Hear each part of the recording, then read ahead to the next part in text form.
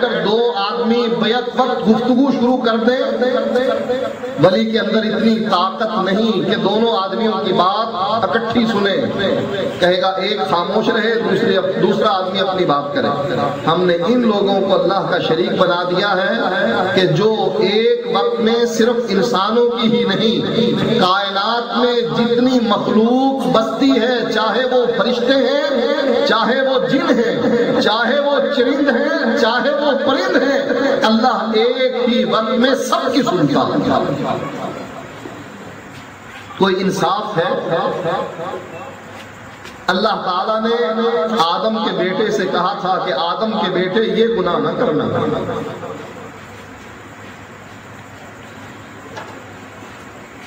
اللہ قیامت کے دن آدم کے بیٹے سے سوال کرے گا، آدم کے بیٹے یہ جہنم بھڑکتی ہوئی دیکھ رہا ہے، میرا عذاب تیرے مشاہدے میں ہے، اچھا اب بتلا کتنی قیمت ادا کرتا ہے، میرے اس عذاب سے بچنے کے لیے کتنی قیمت ادا کرتا ہے؟ وہ جواب میں کہتا ہے، اے اللہ، زمین اور آسمان کا سونا اور چاندی اور جو کچھ دنیا میں ہے سارا کچھ تجھے دے کر میں تیرے عذاب سے بچنا چاہتا ہوں۔ کتنی قیمت دے رہا ہے؟ جو کچھ زمین اور آسمان میں موجود ہے، یا اللہ اگر وہ میرے پاس آ جائے میں سارا کچھ دے کر تیرے عذاب سے میں بچنے کی کوشش کروں گا کہ اس کے بدلے میں مجھے یہ لے لے اور اپنے عذاب سے محفوظ رکھ۔ اللہ جواب میں آدم کے بیٹے سے کیا کہے گا؟ آدم کے بیٹے میں تو اس سے کم پر راضی تھا، میں تجھے اپنے عذاب سے محفوظ کرنے کے لیے تیار تھا، اس سے کم قیمت پر۔ میں نے تجھ سے یہ کہا تھا آدم کے بیٹے گناہ کرنا لیکن اس میں شرک نہ کرنا، تجھ سے گناہ ہوں گے گناہ کرنا لیکن شرک نہ کرنا، میں تیرے سارے گناہوں کو معاف کر دوں گا، اگرچہ وہ مٹی کے ذرات سے بڑھ جائیں، پانی کے قطرات سے بڑھ جائیں، میں اس سے زیادہ مغفرت لے کر آؤں گا اور تیرے گناہوں کو دھو ڈالوں گا۔ لیکن اگر تیرے گناہوں میں ایک رتی شرک کی ہوئی میں تجھے معاف نہیں کروں گا۔ اور شیطان ہمیں وہی گناہ کرواتا ہے جس گناہ کی معافی نہیں۔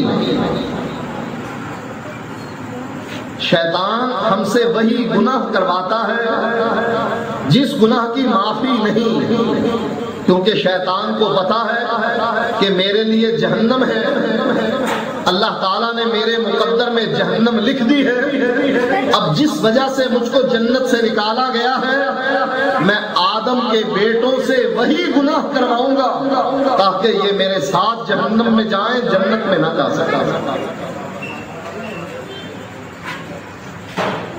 آخر وجہ کیا ہے؟ ہم شرک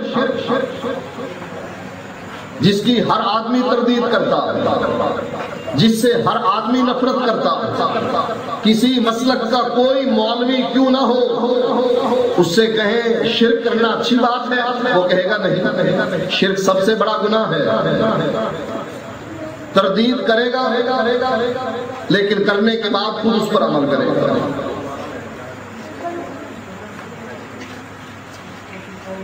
آپ نے مختلف مساجد اور مختلف جلسے اٹینڈ کیے ہوں گے، وہاں اللہ کے رسول کو مدد کے لیے پکارا جاتا ہے، نعرہ اللہ کے رسول کا لگایا جاتا ہے، حضرت علی کو مدد کے لیے پکارا جاتا ہے، بہاول حق کو مدد کے لیے پکارا جاتا ہے، عبد القادر جیلانی کو مدد کے لیے پکارا جاتا ہے، حضرت خضر کو مدد کے لیے پکارا جاتا ہے۔ کیا یہ مدد کرنے کے قابل تھے؟ نبی اکرم صلی اللہ علیہ وآلہ وسلم کو جب مدد کی ضرورت پڑتی تھی کس سے مدد طلب کیا کرتے تھے؟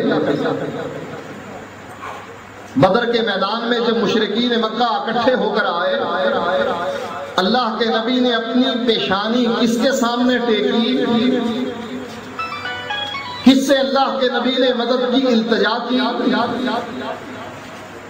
اللہ کے نبی نے کس کے سامنے اپنے ہاتھ پھیلائے، اپنی جھولی دراز کی، وَمَن نَّصْرُ إِلَّا مِنْ عِنْدِ اللَّهِ، اللہ کے نبی نے اللہ ہی سے مدد طلب کی، اور اللہ نے فرمایا کہ وَمَن نَّصْرُ إِلَّا مِنْ عِنْدِ اللَّهِ، مدد کرنے والا میں ہی ہوں، میرے علاوہ کوئی مدد کرنے والا نہیں۔ اپنے لشکر کو دشمنوں کے سامنے کھڑا کر دیا۔ صحابہ نے نبی کے لیے جو ایک خیمہ بنایا تھا، ابو بکر صدیق پہرا دے رہے تھے، اور اللہ کے نبی سجدے میں گر کر اللہ تعالیٰ سے دعا کر رہے تھے، اللہ اگر تو چاہتا ہے کہ روئے زمین پر کوئی نام لیوا تیرا باقی نہ رہے تو یہ میری 13 سالہ محنت ہے، اللہ تو سب کو ہلاک کر دے، اور اگر تو چاہتا ہے کہ تیرے دین کا جھنڈا سر بلند ہو، اللہ ہمارے پاس ہتھیار نہیں ہے، اللہ ہمارے پاس سواریاں نہیں ہیں، تلوار ہے لیکن دشمن کا وار روکنے کے لیے ڈھال نہیں ہے، کمان ہے چلانے کے لیے تھوڑے سے تیر ہیں، زیادہ تیر بھی نہیں ہے، اللہ پیدل چل کر آئے ہیں، ہمارے پاس سواریاں نہیں ہیں، لیکن اللہ ہم تجھ سے مدد کے طلبگار ہیں۔ اللہ نے اپنے نبی کی دعا کو قبول فرمایا اور کہا فرشتوں جاؤ، میرا نبی لڑ رہا ہے، میرے نبی کی جماعت لڑ رہی ہے، ہزاروں کی تعداد میں اللہ تعالیٰ نے فرشتوں کو بھیج دیا، فرشتے مسلمانوں کے ساتھ مل کر مشرکین مکہ کے سروں کو قلم کر رہے ہیں۔ اللہ کیا فرماتا ہے؟ ادعونی استجب لکم، مجھ کو پکارو میں تمہاری دعا کو سنتا ہوں۔ ہم اللہ کے اس حکم پر کیسے عمل کرتے ہیں؟ بجائے اس کے کہ اللہ کو پکاریں، ہم کن کو پکارتے ہیں؟ اللہ فرماتا ہے ادعونی استجب لکم، مجھ کو پکارو میں تمہاری پکار کو سنتا ہوں۔ ہم ان کو پکارتے ہیں جن کے بارے میں رب کہتا ہے اموات غیر احیاء، مر چکے ہیں زندہ نہیں ہیں، وما یشعرون ایان یبعثون، اور ان کو تو یہ بھی پتہ نہیں ہے کہ کب اٹھایا جائے گا۔ ان کو پکارتے ہیں جو مر چکے ہیں، اموات غیر احیاء، مر چکے ہیں زندہ نہیں ہیں۔ اللہ فرماتا ہے مر چکے ہیں زندہ نہیں ہیں، لیکن ہمارا مولوی کہتا ہے زندہ ہیں، جانتے ہیں قبر پر لگے ہوئے درخت کے اوپر چڑا آ کر بیٹھا ہے یا چڑی آ کر بیٹھا ہے۔ زکریا صاحب اپنی کتاب میں لکھتے ہیں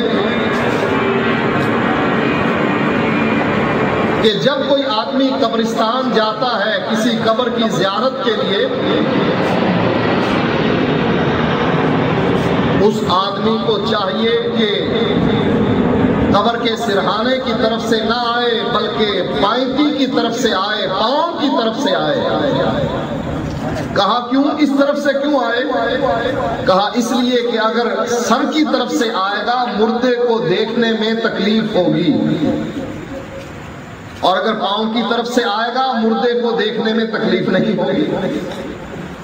اللہ فرماتا ہے اموات غیر احیاء، مر گئے ہیں زندہ نہیں ہیں۔ اور ہمارا مولوی ہمیں درس کیا دیتا ہے؟ زندہ ہے دیکھتے ہیں، سر کی طرف سے نہ آنا اس لیے کہ دیکھنے میں انہیں مشقت اٹھانی پڑتی ہے، پاؤں کی طرف سے آنا تاکہ انہیں دیکھنے میں مشقت اٹھانی نہ پڑے۔ اب جب یہ دیکھتے ہیں تو سنتے بھی ہیں۔ کہا جب جا کر تم سلام کہتے ہو تمہارے سلام کا جواب بھی دیتے ہیں۔ زکریا صاحب نے فضائل صدقات میں بہت سے قصے لکھے ہیں کہ ایک اللہ کا ولی نبی اکرم صلی اللہ علیہ وآلہ وسلم کی قبر پر جاتا ہے، جا کر کہتا ہے السلام علیکہ یا رسول اللہ۔ اللہ کے نبی قبر سے جواب دیتے ہیں وعلیک السلام یا ولدی، اے میرے بیٹے آئے ہو تم پر بھی اللہ کا سلام۔ یہ کون جواب دے رہا ہے؟ محمد الرسول اللہ صلی اللہ علیہ وآلہ وسلم۔ اور اللہ کیا فرماتا ہے اموات غیر احیاء، مر چکے ہیں زندہ نہیں ہیں.